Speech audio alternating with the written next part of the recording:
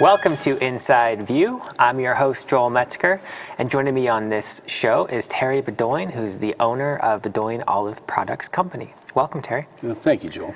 And I'm so thrilled to have you on the show because I'm just excited about your story and the story of olives in Calaveras County, which you will share with our viewers. It's really a rich history, and I think few people know that we were, to quote you, once a mecca of the olive industry in the United States, not even that long ago. So can't wait for you to share these stories with our viewers tonight. Before we get going, I want to let people know that you are the author of a book which talks about olive history, and you have a company where you have made your own olives that were grown in Calaveras County, and you can get those all throughout the county. So if people wanted to learn more about olives or taste Calaveras County olives, how would they go about doing that? Well, you can buy the olives at pretty much every grocery store in the county. Ironstone Vineyard sells them. There's a great olive oil store in Murphy's by the name of Marisolio, and they carry our olives as well. So I wanted to mention, you mentioned that I'm the author of the book. I'm a co-author. I wrote the book with the help of Sal Manna.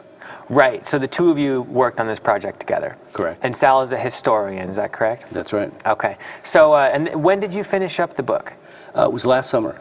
Last summer, so it's pretty fresh, and I know that you both spent many hours getting photographs and reading newspaper articles and interviewing people who used to work in the olive processing plants and things like that. You bet. So before we get into olives, just give us a very brief history of your life story and how you came to be in Calaveras. Sure. Well, first of all, my wife and I were both born and raised in Detroit, went to school there. We were high school sweethearts. And when I graduated from college, I hired on with an automobile company, and they moved me to San Francisco. So I came west, my wife and I both. We got married, sold my motorcycle, graduated from college, and went to work all in about 30 days. So it was pretty dramatic change of life. But we really loved California. And in 1978, that was when we had been here 2 years, the automobile business turned down. Japan came on strong then and increased their number of car units in the United States to about 11 million. So that really took the automobile business in the United States down a bit, and I was looking to change careers anyway. So I wanted to stay in California, but didn't want to work in the auto business any longer. And so I was looking for a job and hired with Motorola, the communications company. So I started with them, and I was selling and designing two-way radio systems, and continued on from there and ended up having a 35-year in the telecommunications industry.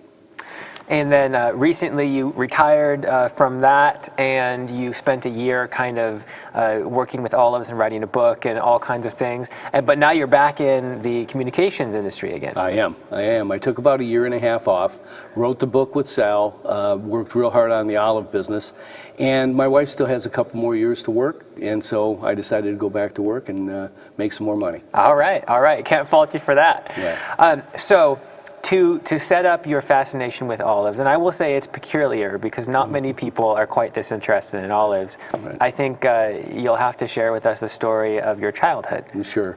Well, the kind of the joke is that the other kids in the family and in the neighborhood all craved candy. My craving was for olives. And so it was kind of a tradition that if I could get my mother to take me shopping with her to the deli, we had a great Greek deli in the neighborhood, and she would always buy a little white container of olives, and those were strictly mine. Another story is that at every Christmas and every birthday when I was little, my mother would buy me an enormous jar of Spanish olives.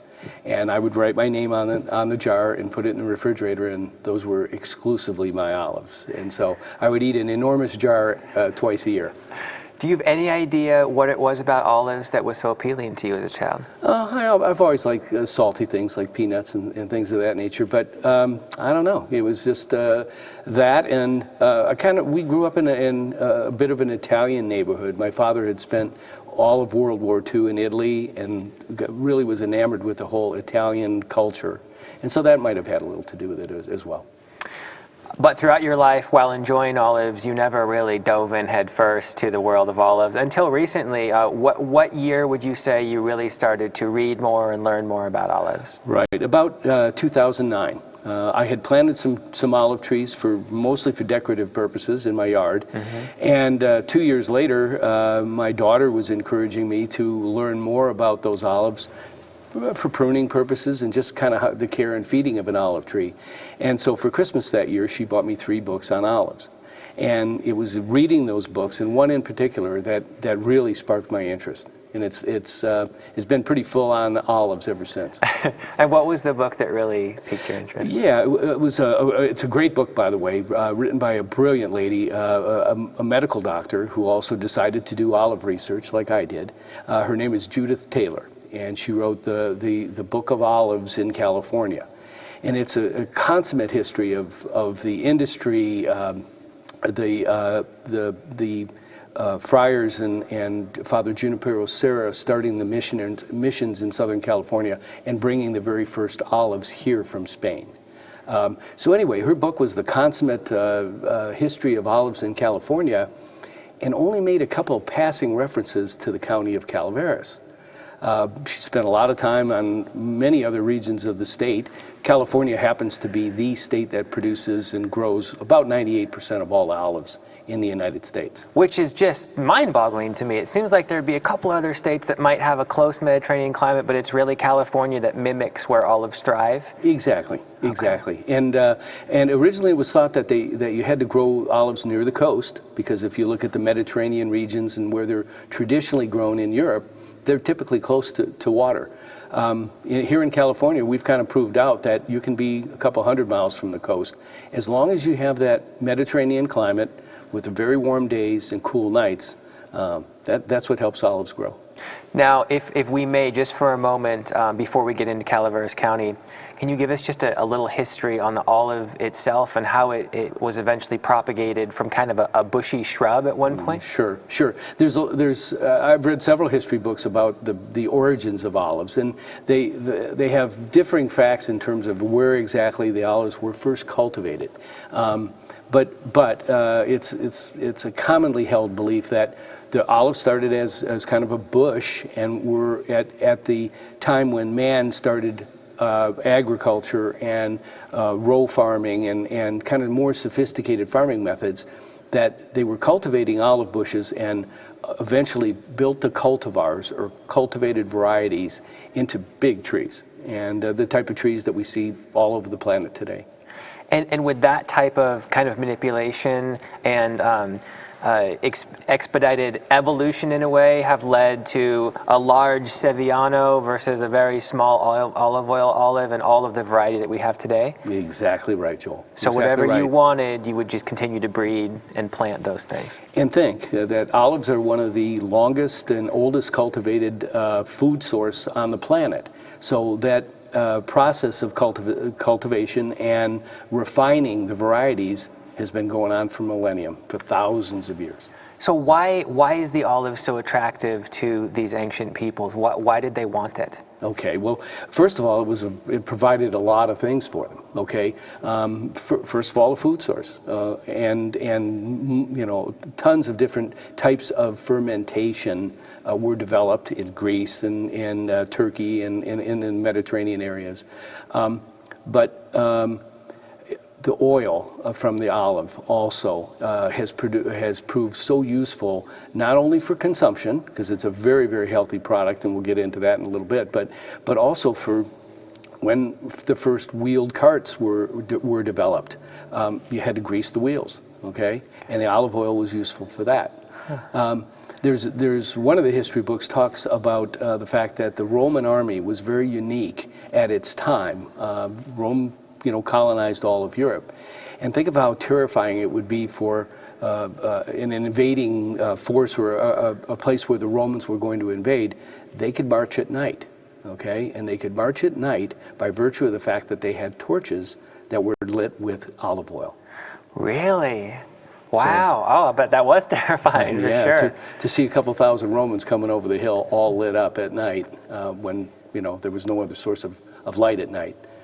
You mentioned that there were many different types of fermentation and the processes developed. Why would someone need to ferment or cure an olive? What are they trying to get out of the olive? Sure. Well, if you've ever tasted an olive directly off the tree, and I think you have at one time. I have. Okay. If the folks who are watching are not familiar, olives directly off the tree, especially when they're green, ripe, are extremely bitter.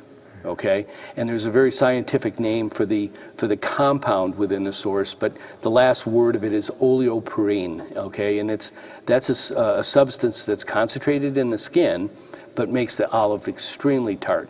Okay, if you bite one when it's right off the tree, you'll probably have that taste in your mouth for hours, if not days.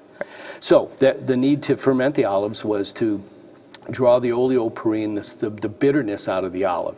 And when you do that, whether you do it with a dry cure like they do in Greece with Greek olives, or you do a Sicilian-style fermentation, which is what we do with our olives, it takes 11 months in a barrel with salt and water. Okay, but the barrels need to be exposed to sunlight so that they get the heating and again the cooling at night. That aids in the fermentation. So it's the whole idea of fermentation and the different types was really meant to draw that bitterness out of the olive and then allow the olive to absorb the flavors of whatever you put in the jar with them. Now I happen to make the two varieties that I sell are both Sicilian olives, okay, but one is traditional and I leave the pit in and it just has a couple of spices. The other one I sell is a spicy Sicilian, and we pit them and we put 7 different spices in them. Okay. Yeah. So you do need to cure them for a table olive, but for olive oil, they don't cure them. They just press them, right? No curing involved. Exactly right. So how is olive oil not bitter and terrible to the taste? Well, when you press them, the skin and the oleoperine are the byproduct of olive oil. And all you get is the oil. If you think about olive, when you pick the olives for olive oil processing or for pressing, a common way to pick the olives is to take long poles and to knock them off the trees. I help a family in Burson every year. They pick their olives for oil, and that's exactly how we do it. We spread tarps, and then we just literally beat the trees until we get the majority of the olives off, and then we gather them back up. That wouldn't be at all acceptable for table olives because you're trying to preserve the look and the shape of the olive. Knocking them off the tree with long poles puts a lot of marks on it. Absolutely. And before we get back to Calaveras, the olive trees can live for hundreds of years. They're incredibly resilient. They can survive droughts. They are just quite a tree, just an amazing survivor, it seems like. Absolutely. If again you read the history of olives, they've been involved in the history of mankind since it seems the beginning. Yeah. So you are reading about olives. You noticed this beautifully written book doesn't say much about Calaveras County, and you thought, man, I've seen quite a few olives around here. It seems like as I've driven around. So you kind of questioned whether maybe something had been missed, and it turned out that something had been missed. What was that? Exactly right. The tens of thousands of olive trees that, although many of them haven't been cultivated in the last 50 or maybe even almost 100 years, those trees are still here in Calaveras County. I'll get as close to the exact quote as I can from Judith Taylor's book, but she was lamenting the fact that the early settlers, the folks that stayed here after the gold rush, many of them Eastern European descent, a lot of Italians, had planted trees back in the 1800s, but it was sad that they had totally vanished, according to her book.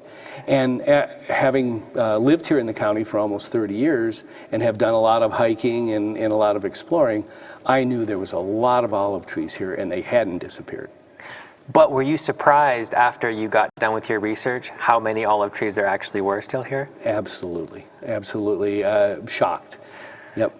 So we had the gold rush people, we had the immigrants, we had some planted here and there, but when would you say some large-scale olive plantings began in the county? Yeah, they started back in the 1800s. They did? Yes. Both Roccabella, which is a large orchard, but also the home of at one time one of the world's largest olive processing plants, is located in Burson, and there are 2,600 trees there. Okay, those were planted roughly 1865.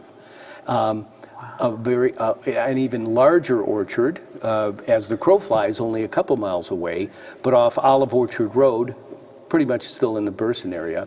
There was 4,000, almost 5,000 tree orchard there, planted by a Stocktonian, a fellow by the name of Henry Moore. Why did they choose Calaveras County? Well, in both of those instances, they were looking for the right climate, the right soil, the right conditions to grow olives.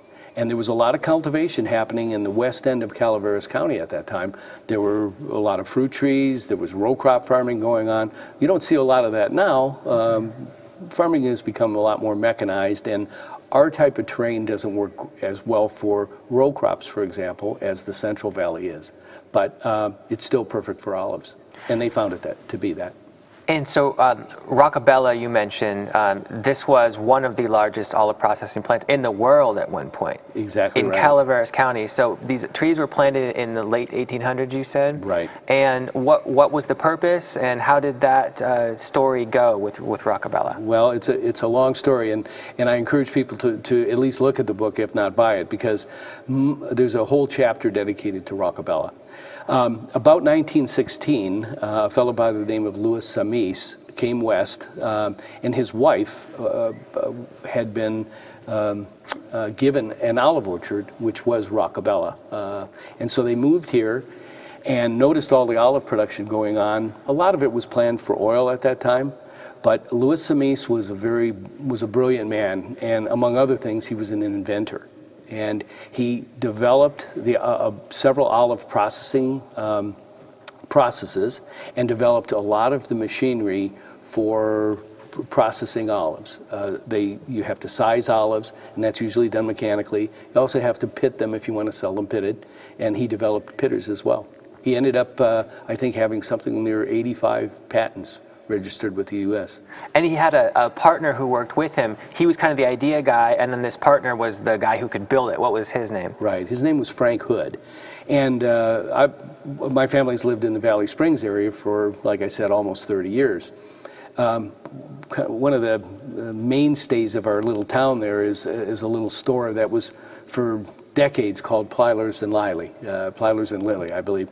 And next to that dry goods store, that grocery store, is just an empty parking lot. And it's always been empty the 30 years we've lived here. Well, through the research, I found out that parking lot was the location for the Frank Hood machine shop. And Frank was a perfect complement to the inventor, Louis Samis, because Frank was a master machinist. The property's been in the family for decades, and a lot of the family still lives in the area. But Frank Hood was the machinist and the mechanical mastermind that took the drawings and the inventions from Samis and put them into production. And as you said, these things are still used today, which is just fantastic. To imagine something that was done the better part of 100 years ago is still being used. That's amazing. Absolutely. In doing the research, I visited every olive processing plant in the state. And a really nice one is down in Porterville, and it's the name of the processing is Armstrong Olives, and a real nice family that runs that. Anyway, they allowed me to come and inspect their whole operation and take a look around, and as I was looking at the sorter that they use every year for their olive production, I noticed a tag on there, and it was a patent tag, and it said Samis Hood, patented 1925. So what was the purpose for the olives that Roccabella, why did they grow all the olives, and what did they do with them? Yeah, well, originally, like the Henry Moore Ranch, I believe that they were originally put in for olive oil. Olive oil was kind of an up-and-coming product back in the early 1900s, 1910, 1915. But Louis Samis fell in love with the idea of olive processing, and he built Roccabella from one wooden barn, and we have pictures of them doing the sorting on kind of like wood sorting equipment. It was a very early versions of that stuff. But he quickly fell in love with that whole concept and built an empire. Ultimately, Roccabella became the Roccabella Growers Association, and wasn't owned solely by Louis Samis, but it was a co-op. So other growers would actually bring their olives to this central location and have them processed there? Exactly right. In fact, Calaveras County and Roccabella was such a big plant that olive growers from all over the state, as far away as Porterville and Lindsay in the south, and as far north as Corning, which is those are the two largest olive growing areas in the state today. They used to bring their olives to Calaveras County, to Wallace, to Roccabella to have them processed. So one thing that's always fascinated me is I grew up on a farm, and I've never seen a black olive on a tree unless it's way past due and you really wouldn't really even want to pick it anymore. We always pick them green, and yet when I have a pizza, I always have a black olive on the pizza. So is there any kind of a story behind the black olive? Yeah, there's a fascinating one. Back around the turn of the century, a lady moved out from back east. Her husband had passed away, and she was a great businesswoman. And her son owed her some money. And she said, how about trading me something for the money that you owe me? Because he was falling on tough times and he didn't have the money. And what he did is he gave her a parcel of land in the Oroville area, and it had olives on it. Okay, so Frida Eamon was the lady's name, and she would go and visit her property there in Oroville and pick olives in the fall and take them back to where she lived with her son and daughter in Berkeley, in the Bay Area. And she was experimenting with different types of processing on the back porch of their home in Berkeley. And she used a compound called sodium hydroxide, commonly known as lye, a lye solution to ferment the olives, quick ferment them. That's the way most people make home-cured olives today. They use lye. Anyway, she immersed the olives in several different baths and noticed that one batch of the olives had turned black. Okay, so she thought she had created a horrible failure and ruined the olives. Well, the Berkeley professors took a good look at what she had done and tasted the olives and declared it a huge invention. She, Frida Eamon, is today still credited with the invention of the black olive. So you're taking what was a green olive, and through this lye process, you can end up with a green olive, but through the process that she did, you're ending up with a black olive instead. What makes it black versus green? How does that work? Well, today there's several commercial processes where they pump air through the water and to essentially mimic what Frida had done on the back porch of her home in Berkeley there. In the old days, or at the inception of the whole black olive idea, it was the immersion of the green olives, pit in a solution 5 times. Okay. And the 4th time, they still come out relatively green, a little bit darker, but it's that 5th immersion in that solution that would turn them black. Okay, and that kind of gives it a different taste, and it was something that many people seemed to like, and the color was interesting, I imagine, because people never had a black olive before, probably. Right. And so did that take off? And it seems like they're everywhere now. Unbelievable.